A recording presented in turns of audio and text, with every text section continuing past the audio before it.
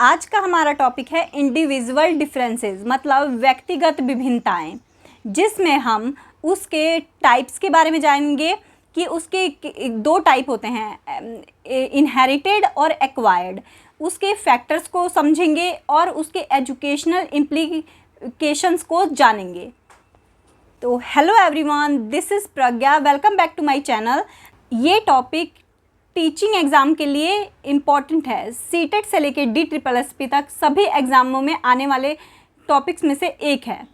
तो हम टारगेट कर रहे हैं सीटेट सितंबर 2026 वाले एग्ज़ाम को। तो चलिए फिर अब हम अपनी नोट्स की तरफ चलते हैं। हमारा आज का टॉपिक है इंडिविजुअल डिफरेंसेस। इंडिविजुअल डिफरेंसेस मतलब व्यक्तिगत विभिन्नता। व्यक्तिगत विभिन्नता मतलब जैसे दुनिया में बहुत सारे लोग रह रहे हैं, तो बहुत सारे लोग, कोई भी एक समान नहीं होगा। जैसे अब एग्जाम्पल के तौर पे देखें, अगर दो बंदरों को भी हम देखें तो वो एक जैसे दिखते ज़रूर हैं, लेकिन एक जैसे होते नहीं हैं। उनमें भी कुछ ना कुछ डिफरेंसेस ज़रूर होती हैं। तो सभी लोग क्या हैं? इंडिविजुअल हैं, सभी लोग अलग हैं। अगर हम एक बात करें कि एक कोई ट्विंस भी है, अगर एक कोई ट्विंस भी है, वो भी एक जैसा नहीं होगा। दिखने में भी सेम होगा, लेकिन फिर भी उसका फिंगरप्रिंट अलग हो सकता है, उसका इंटेलेक्चुअल लेवल से अलग हो सकता है। मतलब कि एक ट्विंस भी सेम नहीं हो सकता है।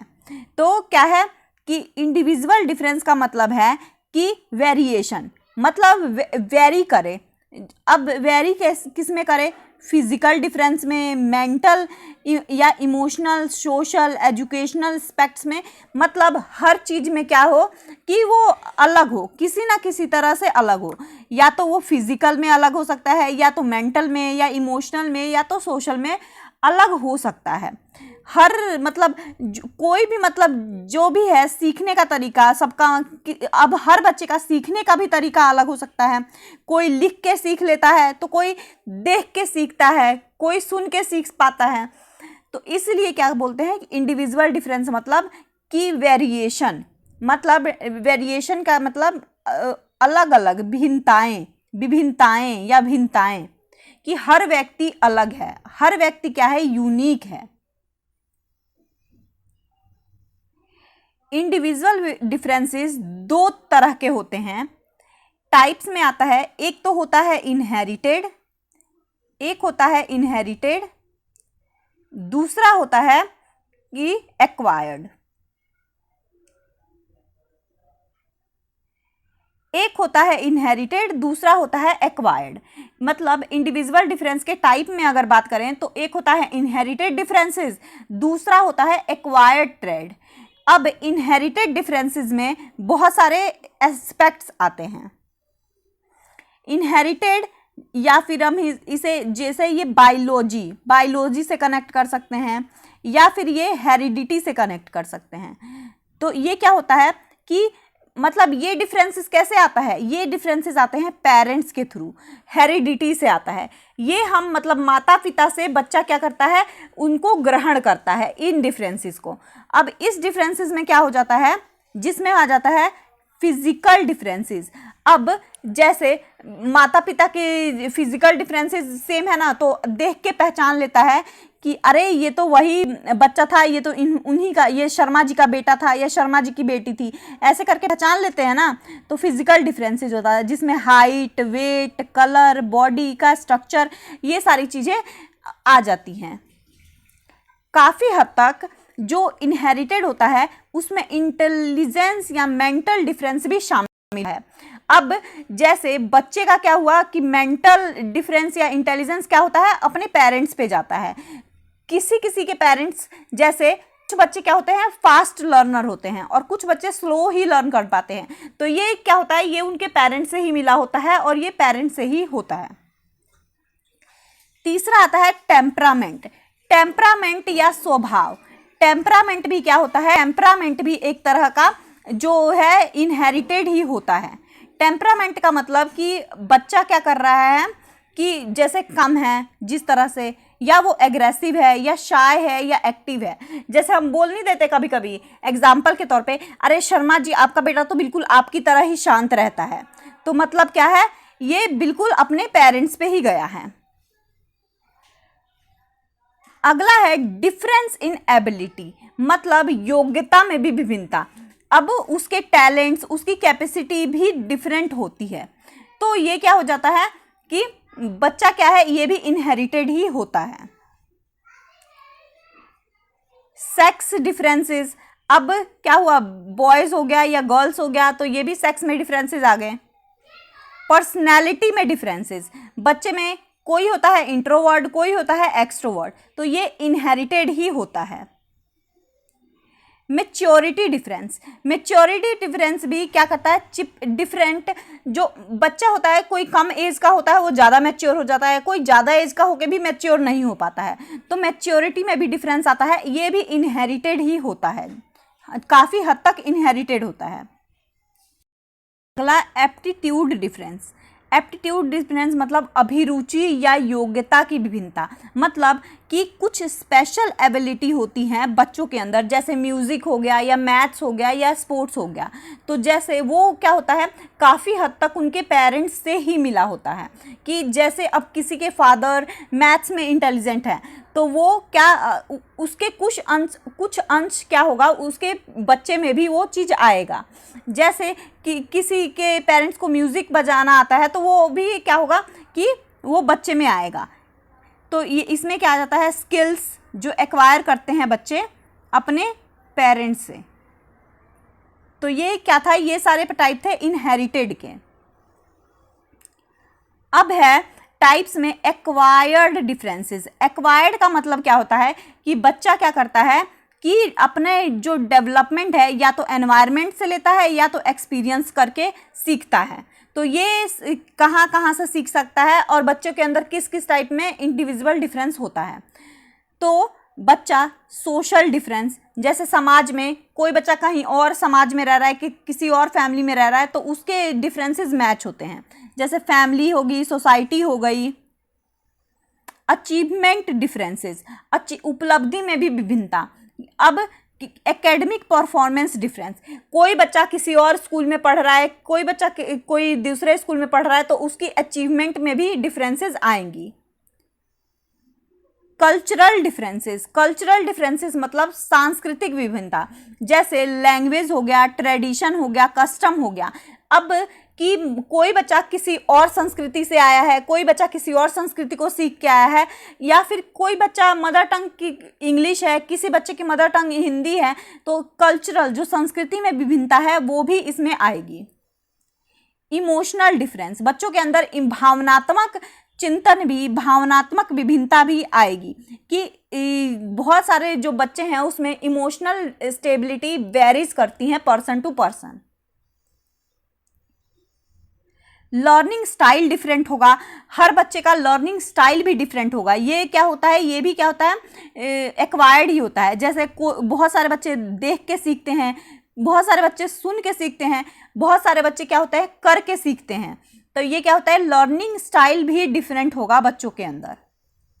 लैंग्वेज डिफरेंट होता तो लैंग्वेज भी डिफरेंट होगा, जैसे डिफरेंट मदर टंग हो गया, कम्युनिकेशन स्टाइल डिफरेंट हो गया। मदर टंग, अब मदर टंग किसी और का कुछ और है तो वो मदर टंग डिफरेंट हो जाएगा। किसी का बात करने का तरीका ही अलग है तो वो अलग होगा। यहाँ पे एप्टीट्यूड, एप्टीट्यूड तो था जो हेरिडिटी से आता था, लेकिन यहाँ पे होता है एटीट्यूड डिफरेंट। जैसे दृष्टिकोण पॉजिटिव भी होता है, नेगेटिव भी होता है। तो एटीट्यूड क्या होता है कि पॉजिटिव होता है और नेगेटिव होता है, तो एटीट्यूड में भी डिफरेंट आएगा। किसी बच्चे का एटीट्यूड किसी चीज़ की तरफ पॉजिटिव होगा, किसी बच्चे का एटीट्यूड उसी चीज़ की तरफ नेगेटिव हो जाता है। तो ये क्या हो जाता है, एटीट्यूड में डिफरेंस हो जाता है। अगला है कि हम फैक्टर कौन कौन से अफेक्ट करते हैं इंडिविजुअल डिफरेंस को, मतलब व्यक्तिगत विभिन्नताओं को प्रभावित करने वाले कारक कौन कौन से हैं। तो प्रभावित करने वाले कारक कौन कौन से हैं, सबसे पहला तो आता है हेरिडिटी। सबसे मतलब पहला और इम्पोर्टेंट है हेरिडिटी, क्योंकि हेरिडिटी ही ये है कि सबसे पहले अब बच्चा क्या है, अपने पेरेंट्स के जेनेटिक्स से ही इन्फ्लुएंस होता है। मतलब जो भी गुण है या दोष है या बीमारी से लेके स्किल्स तक, मेंटल एबिलिटी भी, बीमारी भी, मेंटल एबिलिटी भी, ये सब कहाँ से मिलती है, उनके पेरेंट्स से ही मिलती है। उसके बाद ही तो बच्चा क्या करता है, एनवायरनमेंट में जाता है। तो दूसरा फैक्टर कौन सा अफेक्ट करता है, एनवायरनमेंट, जो हो गया फैमिली। अब बाहर निकला तो फैमिली में बहुत सारे लोग हुए, उनसे पहले सीखा कुछ, फिर स्कूल गया, फिर सोसाइटी से भी उसने बहुत कुछ चीज़ें सीखी। तो ये सारी चीज़ें भी अफेक्ट करती हैं। अगला है कास्ट, रेस, नेशन, जाति, नस्ल और राष्ट्र। मतलब जो सोसाइटी या कल्चर का बैकग्राउंड जो क्रिएट होता है उसकी वजह से भी डिफरेंसेस आती हैं। बच्चों के इंटेलिजेंस में, मतलब बच्चों के आईक्यू में डिफरेंस। अब कोई बच्चा क्या है, बहुत ज़्यादा इंटेलिजेंट है, जिसका इंटेलिजेंस लेवल 140 प्लस जा रहा है। अब कोई बच्चा 70 के नीचे ही है, 70 तक ही है, तो आईक्यू में भी डिफरेंस होता है। एजुकेशन, अब किसी बच्चे ने अच्छे स्कूल से पढ़ रखा है, किसी बच्चे का एजुकेशन सिस्टम मतलब थोड़ा सा लो है, मतलब कि स्कूल ही वैसा है, तो एजुकेशन की अपॉर्चुनिटी, अगर किसी बच्चे को एजुकेशन की अपॉर्चुनिटी ज़्यादा मिल रही है तो वो बच्चा क्या करेगा, इम्प्रूव करेगा, अलग उसकी डेवलपमेंट होगी। किसी बच्चे को थोड़ा कम मिल रहा है तो उसका डेवलपमेंट थोड़ा कम होगा। तो एजुकेशन से भी क्या होता है कि अफेक्ट होती है और लर्निंग भी अफेक्ट होती है। सेक्स डिफरेंस, जैसे सेक्स में बायोलॉजिकल और सोशल दोनों ही आ जाता है, इसको तो जेंडर ही बोलेंगे। लेकिन सेक्स में अगर मेल है तो उसकी परवरिश के हिसाब से उसका जो इंडिविजुअल डिफरेंस होगा उसके अंदर अलग होगा, जो महिलाएं हैं उनके अंदर अलग होगा। सोशल डिफरेंसेस, सोशल के नाम पे जो स्टीरियोटाइप बना रखे हैं उनके हिसाब से भी बच्चे अपने आप को ढालना स्टार्ट कर देते हैं, तो ये भी प्रभावित करता है बच्चों के अंदर। फिजिकल डेवलपमेंट, फिजिकल डेवलपमेंट में क्या आता है कि जैसे हेल्थ हो गया, ग्रोथ इन्फ्लुएंस बाय लर्निंग, जो मतलब बच्चों का हेल्थ है, अगर हेल्थ अच्छा रहा तो उनका डेवलपमेंट भी अच्छा होगा, तो ये भी एक फैक्टर होता है, वो अफेक्ट करता है।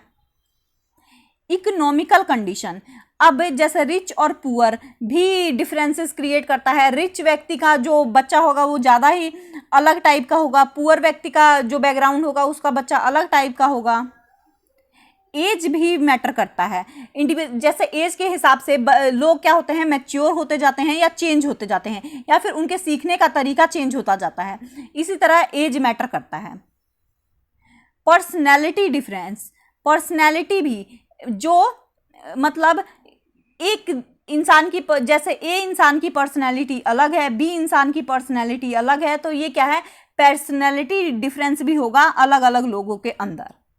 Educational implication of individual differences, मतलब जो हमें मतलब शिक्षा को कैसे बनाना चाहिए कि अब तो सब इंडिविजुअल है ना, सबके अंदर इंडिविजुअल डिफरेंस है, तो हमें शिक्षा को कैसे बनाना चाहिए कि सभी एक लेवल पे पढ़ पाएँ या फिर सभी का लेवल मैच हो पाए। तो सबसे पहली चीज़ हमें क्या करनी है कि डिफरेंशिएटेड इंस्ट्रक्शन पढ़ाना है। कैसे पढ़ाना है बच्चों को, डिफरेंशिएटेड इंस्ट्रक्शन से पढ़ाना है। जैसे अब हमें यहाँ पे स्टैंडर्ड इंस्ट्रक्शन हो गया या यूनिफॉर्म हो गया, तो ये चीज़ बच्चों के अंदर नहीं लानी है। मतलब यूनिफॉर्म एक ही तरीके से बच्चों को नहीं पढ़ाना है, हमें क्या करना है, डिफरेंशिएटेड इंस्ट्रक्शन को लाना है, और डिफरेंशिएटेड इंस्ट्रक्शन से बच्चों के नीड के अकॉर्डिंग टीचर को पढ़ाना है। बच्चों को क्या करना है, बच्चों के नीड के अकॉर्डिंग टीचर को पढ़ाना है। दूसरा हो जाता है एबिलिटी ग्रुपिंग करनी है, मतलब बच्चों को कोलेबोरेट करके पढ़ाना है, बच्चों की एबिलिटी के हिसाब से उनकी ग्रुपिंग करनी होती है। हेट्रोजीनियस क्लासरूम बनाना है। अब यहाँ पे आता है एक होमोजीनियस,